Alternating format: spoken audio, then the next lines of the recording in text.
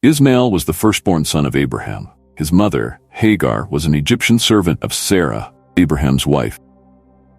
God had promised Abraham that he would give him a very numerous offspring, even though Abraham was already advanced in age. But Sarah was barren. According to the custom of the time, she offered Hagar her servant to Abraham so that an heir to the family could be born. And this is how the biblical story of Ishmael begins.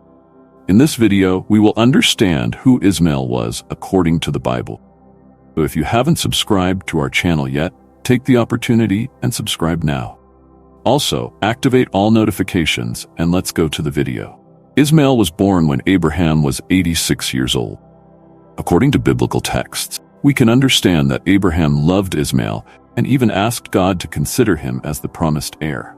But when Ishmael was about 13 years old, God renewed his promise to Abraham, who by then was 99 years old. Once again, God promised that he would give Abraham a descendant from his own wife, Sarah. God also commanded that all the men in his household be circumcised as a sign of his covenant. Since Ishmael was 13 years old when he was circumcised, some Arab tribes still circumcised their youths at the same age. A year later, Isaac was born. The birth of Sarah and Abraham's biological son caused a series of relational problems between Sarah and Hagar. In fact, even before Isaac was born, Sarah and Hagar had already quarreled. Biblical text says that after Hagar became pregnant, she began to despise Sarah. At this point, Hagar was completely wrong because, according to the laws of that time, a fertile slave could never oppose a barren wife. If this happened, the special servant chosen to bear the heir could be demoted to the status of an ordinary slave. So, according to this custom, Sarah had the right to afflict Hagar because of her contempt. Whatever the case, Hagar fled into the desert in fear of Sarah. But in the desert, the angel of the Lord appeared to her and ordered her to return to Abraham's household. It was also in the desert that the angel told her that the son she was carrying would be named Ishmael. Therefore, the name Ishmael means God hears, because the Lord heard Hagar's affliction, stated in Genesis chapter 16, verse 11. However, the disagreement between Sarah and Hagar reached its peak when Isaac was weaned. During Isaac's weaning feast, Ishmael mocked Isaac, and Sarah was greatly offended and demanded that Abraham send Hagar and her son away. We read in chapter 21 of Genesis. Yet Sarah's request contradicted the customs of the time. After all, according to the regulations of that period, Ishmael was a legitimate son, not only of Abraham but also of Sarah, since he had been conceived by her personal servant. In extreme cases, a master's child with a servant could be demoted within the family unit, but he could never be expelled. Therefore, this caused great distress to Abraham. But God spoke to the patriarch of Israel again and assured him that he need not worry about Isaac. The Lord assured him that he would take care of the servant's son and also give him a great lineage. The biblical text does not provide details about what motivated Sarah's request for Ishmael and Hagar's expulsion, but it seems that more than anything specific Ishmael did, Sarah saw him as a threat to her biological son's position within the family. After being comforted by the Lord, Abraham dismissed Hagar and her son. They left with bread and water, but at a certain point, the water ran out, and they thought they would die. The Bible even says that at that moment, Hagar placed Ishmael under a tree and distanced herself so as not to witness his death. At this point, it's common to imagine that Ishmael was still a small child, but he was likely already a teenager, around 16 years old. Still in Genesis chapter 21, we see that God provided aid to both Hagar and Ishmael, once again renewing his promise to make Ishmael a prosperous man. Ishmael then went on to live with his mother in the desert of Beersheba and later in the desert of Paran. Although Isaac became Abraham's sole heir, Ishmael and Abraham's other sons from outside his marriage were also provided for. As we read in Genesis chapter 25, this means that both Hagar's son Ishmael and the sons of Keturah all received material goods from the patriarch.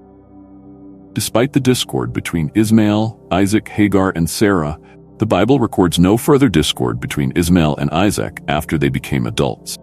Two even appear together in Genesis chapter 25 as they take responsibility for burying Abraham in Machpelah. The Bible concludes Ishmael's story by stating that he became a great hunter, skilled with a bow and arrow.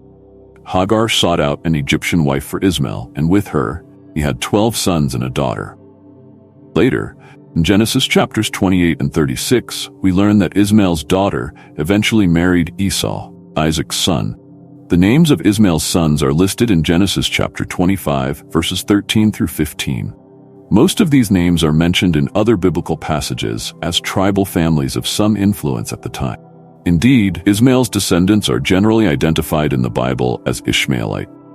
They organized themselves into 12 tribes that lived in mobile camps in the southern desert.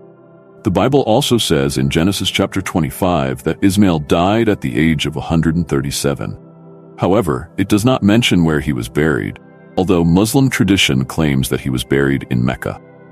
Finally, in the New Testament, Ishmael is particularly mentioned by the Apostle Paul in chapter 4 of his letter to the Galatians. Paul used the figure of the son of the servant in his allegory about the opposition of the legalistic religious leaders who persecuted the believers, those who were born according to the Spirit and enjoyed freedom in Christ. Over time, the name Ishmael became relatively common, which is why other people in the Bible are mentioned by the name Ishmael. For example, there was a descendant of King Saul and Prince Jonathan named Ishmael. There was also a high official during King Jehoshaphat's reign and the son of a temple priest. Among all the people mentioned, the son of Nethaniah, who was a member of the royal house of David, is the most well-known. During the Babylonian oppression of the Jews, Ishmael killed the governor of Judah, who had been appointed by Nebuchadnezzar, as we read in 2 Kings chapter 25 and also in the book of the prophet Jeremiah, chapters 40 and 41. To conclude our study on the story of Ishmael in the Bible, we can highlight some main points. Ishmael was not the son promised by God to Abraham, but even so, God took care of him. It was the Lord who chose the name Ishmael and destined him for greatness, although he was outside the covenant. Ishmael was blessed with a large offspring that was also organized into a tribal structure of 12 clans, just like Isaac's descendants. Ishmael's character was also described by God in a way that emphasized the nomadic life of his descendants and the opposition his people would face against the children of the covenant. Over time, Ishmael's descendants joined with the Midianites, who were also descendants of Abraham through Keturah. In several biblical passages, Ishmaelites and the Midianites are basically the same people. Today, the Arab people trace their lineage back to Abraham, primarily through Ishmael and, ultimately, in a broader sense. The story of Ishmael in the Bible goes far beyond a personal biography. His story, in contrast to Isaac's, reveals much about God's work and the outpouring of his grace in the history of redemption. Ishmael was the natural birth of the relationship between two fertile people, Abraham and Hagar. Isaac, on the other hand, was the supernatural birth that revealed the great power of God, who made a barren woman of 90 years of age bear a child.